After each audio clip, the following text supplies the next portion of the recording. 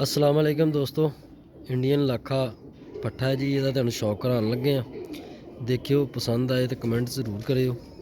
दिखाओ जी जरा ਇਹਦਾ पल्ला दिखाना पहले कबूतर का। लो जी पल्ला देखो कबूतर का माशाल्लाह 9 भरदा 10वां कढ़दा पिया। यह कन्नी कढ़ रहा 10वीं अपनी। और ਇਹਦਾ पर चेक करो तुसी माशाल्लाह बड़ा हसीन पल्ला जी ਇਹਦਾ लाजवाब। दिखाओ जी दी अख थोड़ा जिहा इदां घुमाओ।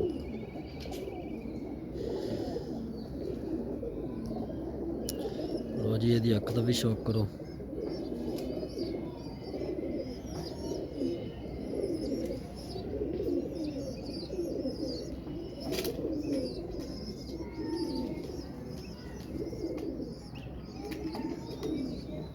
पंजे दिखाओ,